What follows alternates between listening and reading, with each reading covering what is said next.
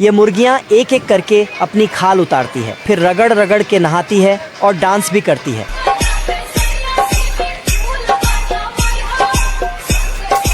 बत्तख उनको नई खाल पहनाती है। रोटी खा लो। उसके बाद बत्तख उन सबको खाना देती है। ये देना। तो मुर्गियाँ उसे खाने लगते हैं। खाना होने के बाद बत्तख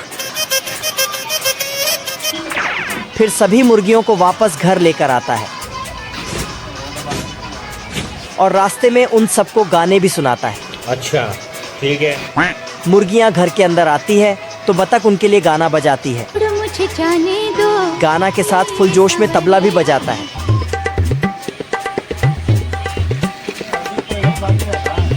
तो मुर्गियाँ खिड़कियों से निकलती है और अंडे देकर अंदर जाती है और बाहर आती है। साला बत्तख जितना जल्दी जल्दी गाना बजाती है, मुर्गियाँ उतनी जल्दी जल्दी अंडे देती है। ये मुर्गियाँ तो बहुत ही टैलेंटेड है।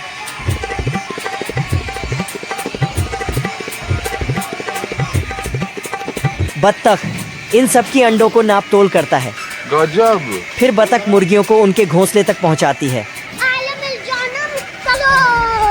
उसके बाद बत्तख सभी अंडों को लेकर मार्केट में बेचने चली जाती है। एक गिर जाता है तो उसे पकड़ लेता है।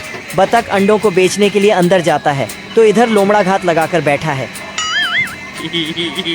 मौका पाते ही अपनी सारी औजार उठा के मुर्गियों के घर तरफ चल देता है। फिर अपना औजार निकालकर छेद करने लगता है। मुर्गियाँ ये सब देखते ही हमारा घर, हमारा द्वार, हमारा। बत्तख मुर्गियों की आवाज सुनकर 100 की स्पीड से आती है। अंदर आकर बोलती है, कौन है बे?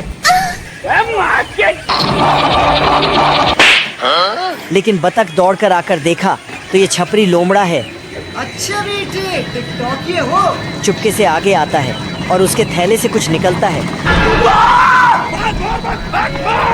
लेकिन फिर वापस आता है तो इसके दिमाग में एक दो आइडिया आता है। बत्तख कुत्ते के पास आता है।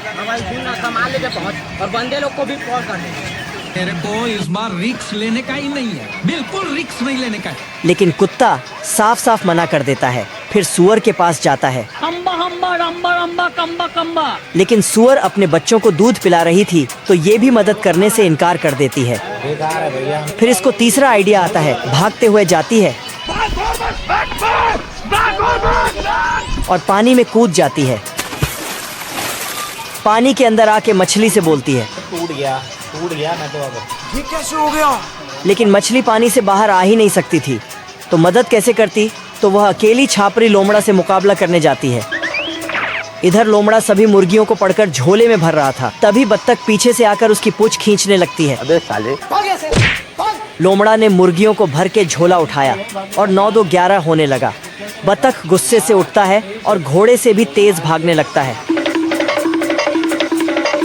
और पेड़ में सुरंग बनाकर निकल जाता है। इधर लोमड़ा मुर्गी का काम तमाम करना चाहता था, लेकिन मुर्गी कुल्हाड़ी को ही पकड़ लेती है।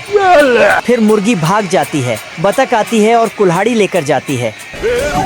इधर लोमड़ा मुर्गी के पीछे भाग रहा था। लोमड़ा मुर्गी को पकड़ लेता है। तभी बत्तख आती है तो फिर से मुर्गी फरार हो जाती है और लोमड़ा भी जान बचाकर भागने लगता है, लेकिन पेड़ पर जाकर टकराता है। बत्तख छापरी लोमड़ा के पीछे नहा धोकर पड़ जाती है। लोमड़ा जाकर पेड़ में चढ़ने लगता है, लेकिन बत्तख पेड़ को ही काटने लगती है, जिससे पेड़ छोटा हो जाता है और लोमड़ा ग्रेविटी को चकमा देकर भागे जा रहा था। तभी लोमड़ा को ख्याल आया। बत्तख लोमड़ा के ऊपर कुल्हाड़ी फेंक दिया तो कुल्हाड़ी लोमड़ा के पीछे भागने लगा। रास्ते में पेड़ आते हैं तो पेड़ को भी काट देते हैं, जिससे लोमड़ा का पूंछ दब जाता है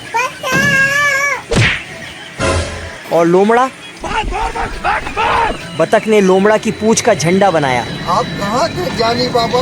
अगर आपको ये वीडियो थोड़ा सा भी पसंद आया हो तो एक प्यारा सा कमेंट जरूर करना।